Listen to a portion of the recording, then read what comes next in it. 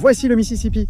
C'est le deuxième plus grand fleuve d'Amérique du Nord et le troisième plus grand bassin fluvial du monde, s'étendant sur 2340 miles d'ici, au lac Itasca, jusqu'ici, le golfe du Mexique. Et ça, ce sont ses affluents. Plus de 30 rivières de lacs et canaux connectés, y compris le plus grand fleuve d'Amérique, le Missouri, composent le système fluvial du Mississippi. Cette zone géographique apparemment anodine est l'ensemble hydrographique le plus important des États-Unis. Avec une vitesse de 1,2 miles par heure, le Mississippi avance à la vitesse de la marche, ce qui paraît peu impressionnant, mais c'est justement ce qui le rend remarquable. Ce réseau hydrographique est la clé de la puissance économique et géopolitique de l'Amérique, fondement de la plus grande superpuissance mondiale. Ce n'est pas parce que c'est une immense source d'énergie hydroélectrique ou d'eau potable, ni parce qu'il abrite de nombreuses espèces de poissons écologiquement importantes. Ces choses sont remarquables, mais la force des grands cours d'eau américains vient de l'argent qu'ils génèrent via le commerce, le transport et les exportations. Aucune voie navigable intérieure au monde n'égale les chiffres financiers du Mississippi. Laissez-moi vous expliquer, il est immense. Il draine l'eau de 31 États et de 2 provinces canadiennes. En ajoutant les grands lacs et les 2 voies navigables intercôtières, Golfe et Atlantique, on obtient un réseau d'environ 45 000 km, faisant du bassin du Mississippi le plus vaste réseau navigable mondial. Les voies navigables combinées des États-Unis dépassent celles du reste du monde. Si cela est un atout, le fait suivant paraît vraiment injuste. Ce réseau hydrographique s'étend sur la plus grande étendue de terres arables au monde, surpassant même l'Inde et le Brésil.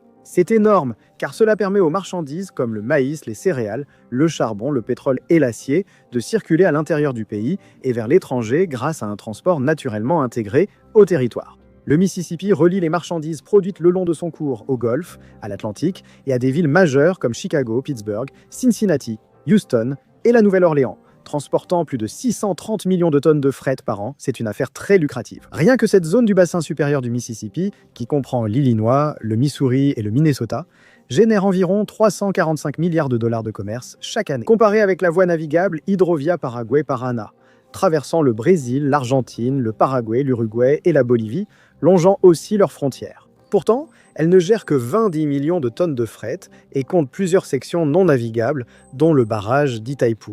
L'Itaipu, deuxième plus grand barrage hydroélectrique du monde, reste non navigable, les pays concernés n'arrivant pas à s'entendre pour faire avancer les améliorations. Avec les États-Unis, la collaboration pour lever des fonds et assurer la construction n'est pas aussi compliquée.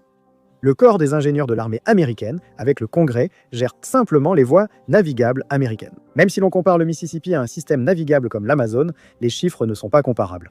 L'Amazone est naturellement profonde, ce qui lui permet d'accueillir des navires plus grands. Pourtant, elle ne transporte qu'environ 25 millions de tonnes de marchandises chaque année, en raison des dégâts environnementaux causés par la construction d'écluses et de barrages dans une région aussi richement boisée. En somme, les États-Unis dominent. Cette activité économique explique pourquoi toutes les grandes villes de plus de 300 000 habitants, sauf Atlanta et Denver, sont situées sur une voie navigable. Construire des empires près des rivières n'est pas unique. Les premières civilisations ont bâti de grandes villes et centres économiques sur le Nil et le Tigre. Qu'est-ce qui rend l'Amérique si unique? Est-ce seulement une question de chance et de première arrivée, premier servi, ou une planification des voies navigables actuelles? C'est un mélange des deux. Pour comprendre comment les États-Unis ont acquis une ressource économique aussi précieuse, revenons au début de l'Amérique indépendante. Ils avaient une avance grâce au Mississippi, qui permettait à un navire bon marché de traverser le pays sans trop d'obstacles. Chaque grande crise de l'histoire a révélé la même erreur, de la Grande Dépression au krach financier de 2008. Les gens n'ont pas perdu d'argent par manque, mais parce qu'ils ont tout investi au même endroit. Je vais vous parler de Mintos. Diversifiez vos investissements, bénéficiez d'un revenu passif quotidien prévisible et recevez jusqu'à 350 € de bonus. Avec Mintos, vous prêtez de l'argent à des entreprises ou particuliers et touchez des intérêts fixes. Sur la plateforme Mintos, tout est très simple et le rendement attendu pour chaque prêt est fixé à l'avance sur la plateforme. Vous pouvez filtrer les prêts selon le rendement que vous souhaitez, le niveau de risque que vous êtes prêt à prendre, l'horizon de temps pour récupérer votre argent, le pays dans lequel vous voulez investir et même la devise. Mintos offre aussi des portefeuilles automatisés, évitant la surveillance continue grâce au réinvestissement automatique de vos rendements. Avec Mintos, le rendement moyen des prêts est d'environ 11%. Mintos est en activité depuis 2014, compte plus de 600 000 utilisateurs et est réglementé dans l'Union européenne sous MiFID. Et comme vous venez par ma chaîne, vous bénéficierez d'un bonus exclusif allant jusqu'à 350 € à partir d'un investissement de 500 €.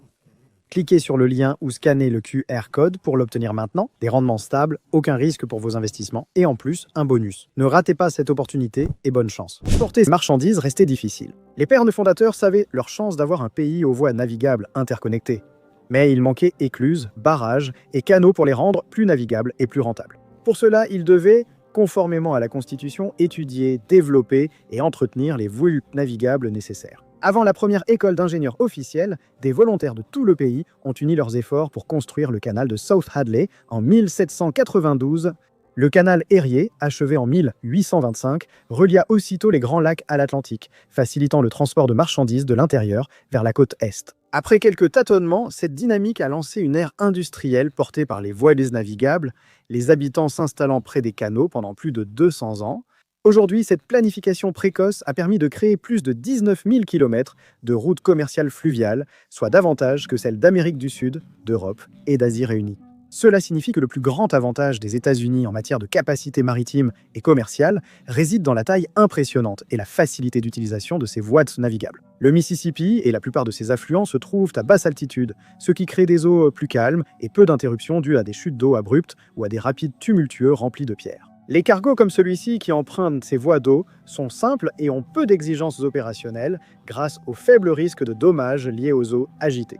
Cela signifie aussi que ces voies navigables demandent peu d'entretien, car écluses, barrages et canaux subissent peu d'usure et de détérioration. Ces grandes voies navigables, abordables et nécessitant peu d'entretien, permettent de transporter d'énormes quantités de marchandises d'un point à un autre à un rythme rapide.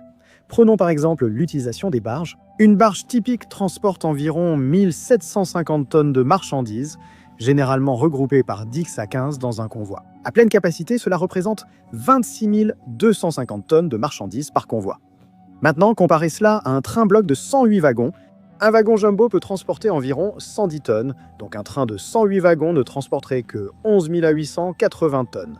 Les camions font encore pire. Je veux dire, un gros camion semi-remorque ne peut transporter que 40 tonnes au maximum. Donc une seule barge peut livrer l'équivalent de 38 camions.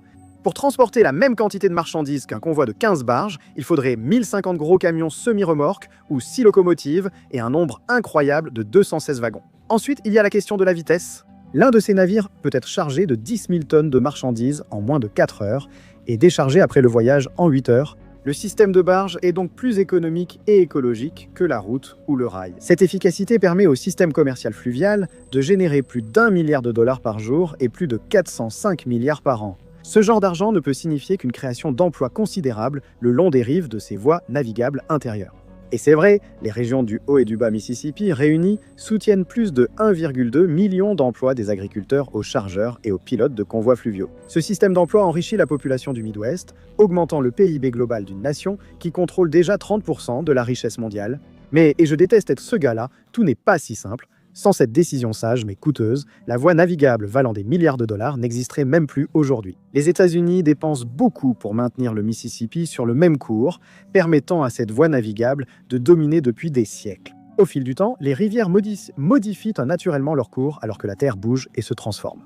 Cela reste naturel, mais ne s'accorde pas avec les plans économiques de l'Amérique. Si le bas Mississippi avait suivi son cours prévu dans les années 1970, son delta ne serait plus à la Nouvelle-Orléans, où des infrastructures séculaires ont facilité l'accès au golfe du Mexique. Il se jetterait dans la rivière Atchafalaya et dans une zone non développée à 120 km de la Nouvelle-Orléans. Déplacer toutes les infrastructures de la Nouvelle-Orléans et Bâton Rouge vers un terrain quelconque coûterait des milliards. Heureusement, le corps des ingénieurs de l'armée, responsable de cette voie navigable depuis plus de 150 ans, avait anticipé le problème. Ils ont construit un système de contrôle du cours du fleuve à 2 milliards de dollars pour diriger le Mississippi vers Bâton Rouge et la Nouvelle-Orléans. Cet équilibre fragile montre que cette voie navigable et sa puissance économique ne sont pas assurées.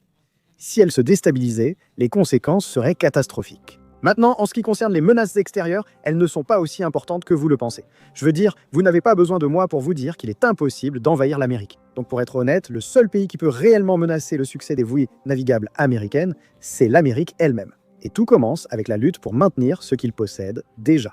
Un rapport de 2017 sur les infrastructures de la Société américaine des ingénieurs civils a conclu qu'un grand nombre des 300 ports commerciaux des 240 écluses, qui reçoivent de grands convois de marchandises, ainsi que plusieurs barrages et canaux, avaient fait des notes de C ou D et nécessitaient d'importantes rénovations. Je sais que j'ai dit que ces infrastructures subissent peu d'usure, mais plus de 80% des écluses américaines ont plus de 50 ans et ont dépassé leur durée de vie prévue. Pour ces rénovations, les voies d'IFO navigables exigent de gros investissements, d'où la concurrence étrangère.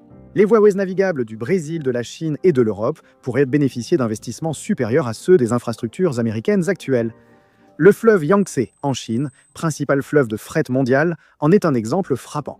Le Yangtze transporte chaque année 2,6 milliards de tonnes de marchandises et traverse les grandes zones métropolitaines, agricoles et industrielles de Chine. Ainsi, la majorité du transport de marchandises est domestique, mais le ministère chinois des Transports travaille d'arrache-pied pour faire passer la part du fret fluvial consacrée au transport international, aujourd'hui de 10% à un chiffre bien plus élevé, et il dispose des ports côtiers nécessaires pour y parvenir. Les gouvernements locaux ont surdéveloppé les rives du fleuve et la voie principale du Yangtze compte déjà plus de 3900 postes à quai pour le fret pour traiter les marchandises. Mais la Chine ne s'est pas arrêtée là. Ils investissent dans les fleuves d'Asie du Sud-Est et d'Amérique du Sud, notamment le Mékong.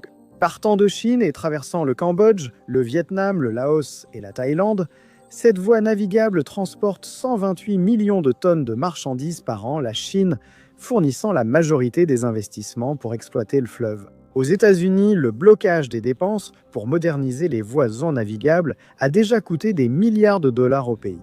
Même si cela paraît peu, les projets en attente pourraient vite augmenter ce chiffre. Un plan de 2007 pour rénover les barrages et écluses du Haut-Mississippi a échoué faute de financement, illustrant la difficulté à réunir les fonds nécessaires. Outre les investissements complexes, la voie navigable du Mississippi est menacée comme d'autres fleuves par la sécheresse. En octobre 2022, une sécheresse au centre des États-Unis a fait chuter les niveaux d'eau, bloquant des navires et provoquant un embouteillage de 2048 barges et 117 navires lors de la fermeture temporaire des rivières. Ce bassin fluvial génère 92% des exportations agricoles américaines, donc une sécheresse pourrait ruiner de nombreux emplois et causer des milliards de pertes. En 2012, la sécheresse des Grandes Plaines a fermé le fleuve 3 fois, causant 35 milliards de dollars de pertes. La sécheresse dans le sud-ouest des États-Unis est telle qu'un projet prévoit de détourner de l'eau du Mississippi vers cette zone. C'est possible, mais cela coûterait des milliards et prendrait des années à développer.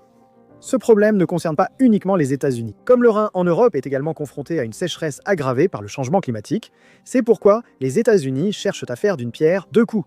Réduire le transport de marchandises par route et par rail, ce qui diminuera les émissions de carbone, et conserver leur avantage en investissant 2,2 milliards de dollars pour moderniser les infrastructures fluviales. Une loi sur les infrastructures adoptée fin 2021 par le Congrès consacre près de 829 millions de dollars à l'amélioration du Haut-Mississippi, à l'augmentation de la capacité des écluses et à la réparation des barrages. Au-delà des réparations, cet investissement générera plus de 72 milliards de dollars pour le PIB national. Et ceci n'est qu'une partie des plans plus vastes du pays visant à maximiser le potentiel du Mississippi. Malgré la menace des investissements étrangers, l'approfondissement des voies navigables, de l'Amazone et une coordination accrue sur le Yangtze, l'Amérique doit juste investir judicieusement pour garder son avance. Appelez cela de la chance, de la stratégie et des décennies de planification ou les deux. Quoi qu'il en soit, grâce au fleuve Mississippi, les États-Unis ne vont pas perdre leur domination économique de sitôt. En misant sur des technologies avancées pour ses écluses et barrages et en maintenant un flux régulier, le pays pourra continuer à profiter d'une géographie idéale et d'une grande prévoyance. En gros, c'est à eux de gagner ou de perdre cette partie.